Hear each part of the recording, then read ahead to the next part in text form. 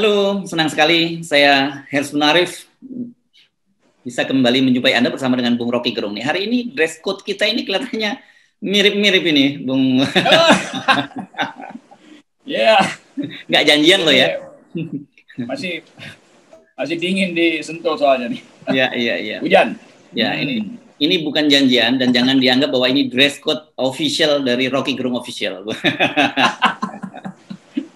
Kita nggak perlu dress code, kita perlu cross dressing. Oh, cross dressing, ya. Yes. Oke. Nah, ini menarik ini, Bung Rocky. Saya mengamati media sosial itu berkaitan dengan posisi Komnas HAM tuh, yang Komnas HAM akan turun itu menyelidiki kasus kematian dari Ustadz Maher Al-Tuwailibi yang ada di penjara Bareskrim Mabes Polri ya. Nah, tetapi poinnya bukan itu. Justru menurut saya yang menarik, poinnya adalah respon dari publik yang sudah tidak lagi percaya terhadap Komnas HAM. Nah, saya kira ini agak bahaya karena kita berkali-kali menyinggung soal public distrust terhadap pemerintah. Nah, kalau lembaga-lembaga non-pemerintah yang harusnya juga bisa memulihkan kepercayaan itu nggak dipercaya, menurut saya ini jadi serius, Bung Rocky.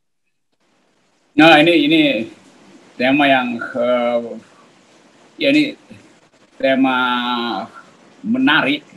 Menariknya bukan karena tema itu seksi, tapi karena dia berbahaya. Jadi bagus betul nih FNN angkat ini. Saya coba bayangkan misalnya bahwa Komnas HAM bertindak hati-hati dan terlihat ketakutan karena dua hal.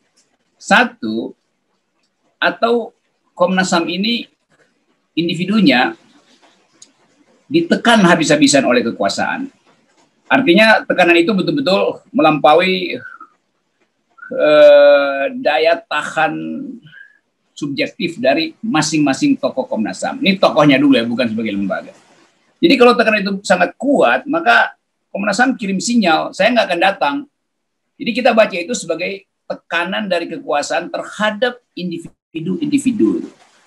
Mungkin tekanan fisik, kekerasan, atau political bribery, segala macam.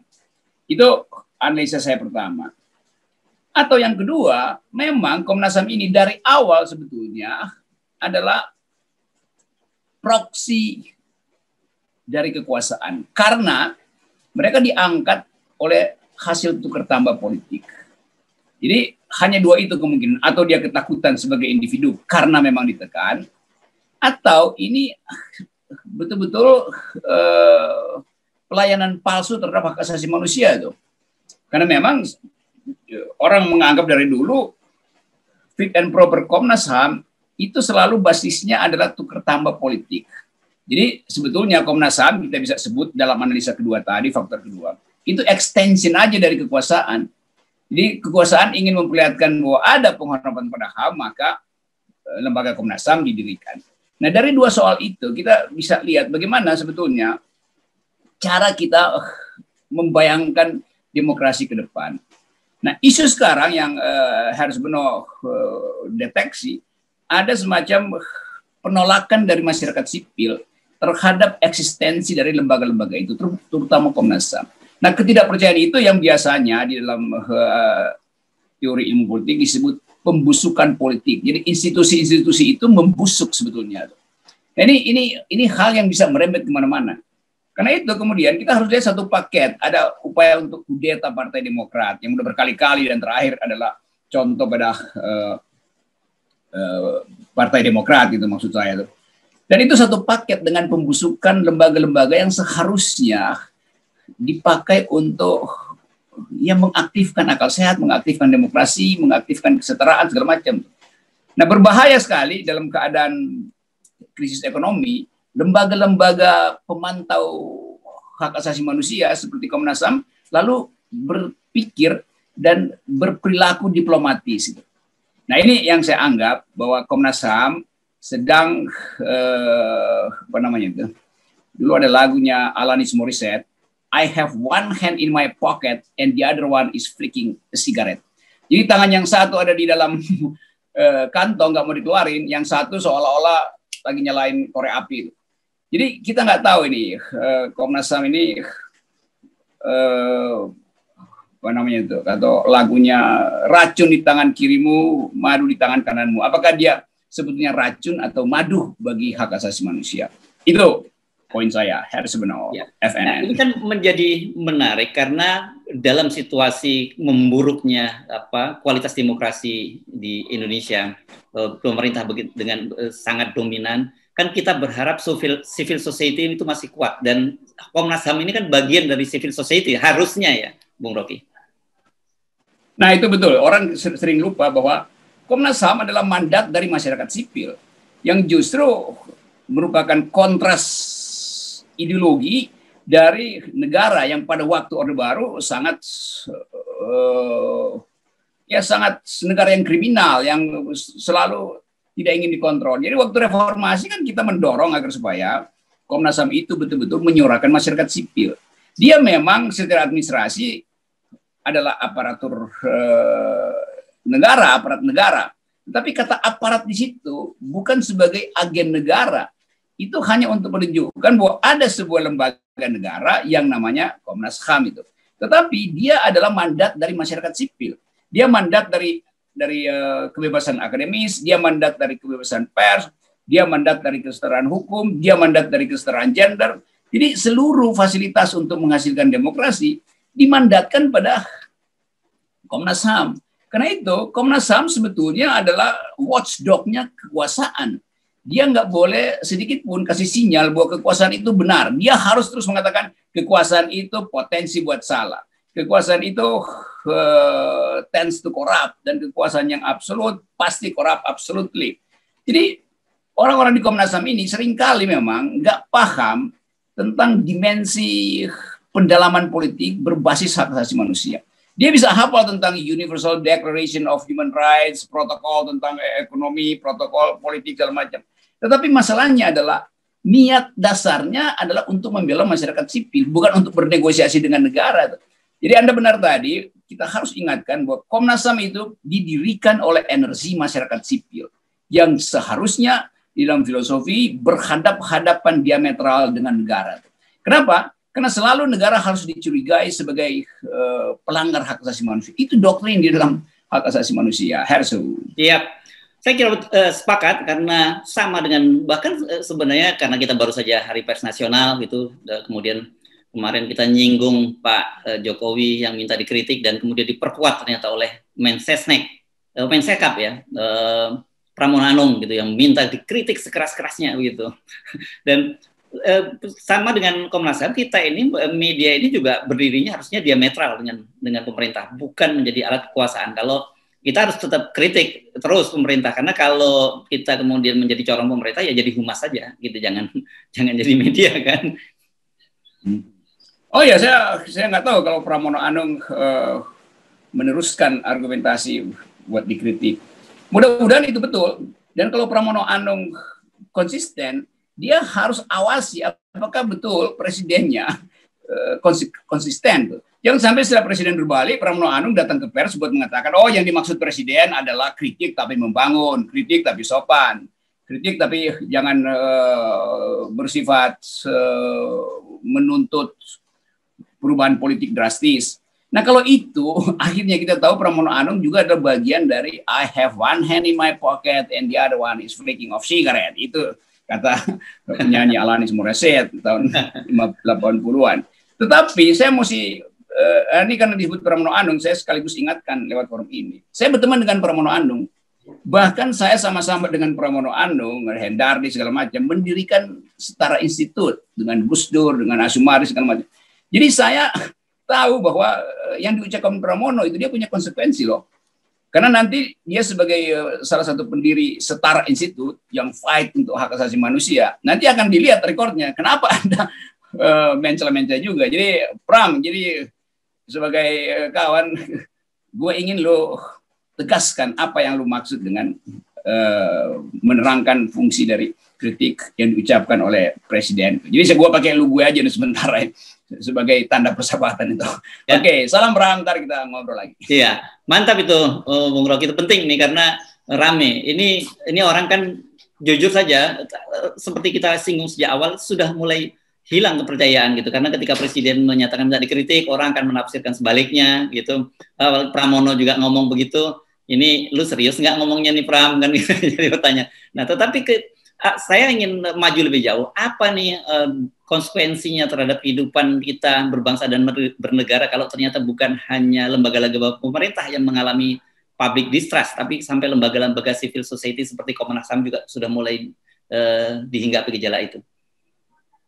Ini yang disebut sebagai tadi political decay, pembusukan politik. Kan kita belajar bahwa kita anggap ini kita lagi diskusi seminar kuliah aja. Di dalam teori kalau ada yang disebut deepening, pendalaman, artinya dalam keadaan krisis ekonomi tidak bisa tumbuh, lalu ada deepening di dalam regimentasi. Ini istilah-istilah yang kita pernah belajar. Regimentasi selalu dia ingin lakukan yang disebut politics of exclusion atau exclusionary. Ini akhirnya kita hafal lagi itu istilah-istilah Guillermo, O'Donnell, Stefan segala macam. Jadi betul-betul sekarang lagi dipuji apakah Indonesia mengalami deepening di dalam soal kekerasan itu. Nah, kekerasan hari ini disembunyikan melalui narasi-narasi istana yang seolah-olah pro pada demokrasi, seolah-olah pro pada pluralisme, seolah-olah pro pada kritik. Nah, keseolah-olahan ini yang akhirnya dibaca secara sangat jernih oleh masyarakat sipil. Reaksi masyarakat sipil udah nggak percaya. Jadi bagaimana mungkin presiden bicara kami akan lindungi hak asasi manusia, masyarakat sipil bohong. Menteri ngomong yang sama, presiden lakukan itu. Nah, itu yang disebut sebagai awal dari political decaying, yaitu political delegitimasi. Jadi kekuasaan akhirnya segala macam cara harus dimanfaatkan untuk membujuk ulang masyarakat sipil. Tetapi masyarakat sipil melihat dua muka dari Dewa Janus, yaitu dewa yang seolah-olah senyum, tapi ada juga dewa yang bengis itu. Dewa Janus itu begitu. Nah, masyarakat sipil melihat sisi bengis dari kekuasaan yang secara sublim disembunyikan lewat aturan hukum. Kan kekuasaan bilang enggak, itu adalah karena aturan hukum maka kami tangkap itu. Loh, justru karena Anda ingin menangkap, Anda carikan aturan hukumnya, kan begitu yang terjadi kan. Nah, itu yang kemudian ada Munarman tiba-tiba langsung dikaitkan dengan ISIS, maka akan dicari cara agar supaya PPATK menemukan satu rekening yang bersifat transaksional dengan kekuatan luar negeri. Jadi hukum dicarikan untuk menghukum orang. Hukum tidak dimaksudkan untuk mencari keadilan, tapi untuk mengadili. Dan mengadili itu adalah pesanan kekuasaan. Begitu cara lihatnya itu. Hersu. Oke, nah kalau itu betul terjadi ya, sinyalemen itu dan tanda-tandanya sangat kuat adanya pembusukan juga terhadap lembaga-lembaga seperti Komnas HAM, ini kan kerusakan atau pembusukan itu sudah paripurna. Karena itu saya kira penting kita mengingatkan Komnas HAM, jangan dong sampai seperti itu. Karena indikatornya jelas dan publik tidak salah. Ini saya baca di media ini berkali-kali dalam sidang peradilan yang berkaitan dengan Laskar FPI, penembakan Laskar FPI itu Komnas HAM nggak pernah datang. Itu agak aneh itu kan, kalau polisi yang nggak datang kita bisa memaklumi karena di situ ada konflik of interest bagi dia. Tapi Komnas HAM tidak pernah datang dan ini kemudian publik tidak salah kalau kemudian curiga terhadap Komnas HAM. Iya, itu satu tanda final bahwa sebuah lembaga negara yang didesain untuk melindungi warga negara menghindar dari problem negara. Kan ini putar-putar begitu aja kan. Nah, penghindaran itu yang terbaca sebagai politis. Orang kalau misalnya dia ditekan secara fisik, ya tuker aja kan. Kan komisionernya banyak kan. Ada 5 komisioner, 3 ditekan, ya 2 aja yang datang ke pengadilan. Nanti 2 ditekan, ganti lagi itu. Kalau itu yang diperlihatkan, orang akan dapat sinyal yang bagus. Oh, karena ditekan, maka terpaksa Komnas HAM harus siksa. Tapi ini konsisten nggak datang. Itu artinya memang Komnas HAM ini adalah extension aja dari kekuasaan itu. Dan itu yang dulu saya di awal Komnas HAM dibikin juga gejala itu ada sebetulnya itu. Karena separuh dari kegiatan Komnas HAM itu adalah pesanan pemerintah itu. Dan ketua-ketuanya juga sebetulnya terkait dengan pemerintah. Tapi kemudian Komnas HAM kita lihat bertumbuh secara independen. Nah, sekarang dia balik lagi menjadi alat kekuasaan. Kan itu yang terjadi. Sehingga Komnas HAM yang seharusnya jadi Komisi Nasional Hak Asasi Manusia, sekarang jadi loket untuk menerima aduan itu. Jadi Loknas HAM itu. Jadi bagian-bagian ini yang memperburuk cara kita mempromosikan demokrasi. Itu berakibat nanti indeks demokrasi turun lagi kan. Jadi setiap kali presiden bicara bahwa kita sedang menemukan demokrasi, internasional ketawain. Begitu presiden selesai bicara, indeks demokrasi dikeluarin oleh The Economist, Indonesia itu drop separuh dari yang pernah kita punya itu. Jadi sekali lagi ini bangsa yang sebetulnya takut pada pikiran dan mulai mengendalikan pikiran dengan cara-cara yang otoriter, termasuk membungkam Komnas HAM. Yap. Oke, Bung Rocky. Jadi poinnya kita sebagai bagian dari civil society mengingatkan Komnas HAM, teman-teman di Komnas HAM, para komisionernya, ketuanya dan sebagainya, jangan Anda menjadi bagian dari yang ikut menghancurkan demokrasi di Indonesia. Itu saya kira poin penting yang mesti kita garis bawahi, Bung Rocky ya. Ya. Dari awal kita tahu Komnas HAM didirikan oleh kepentingan masyarakat sipil untuk menghalangi kembalinya otoritarianisme. Nah sekarang fungsi itu justru dimanfaatkan oleh kekuasaan untuk melindungi pseudo otoritarianisme. Saya kira itu soal kita hari ini. Baik, makasih Bung. Salam hak asasi manusia. Oke, bye. Oke, sip.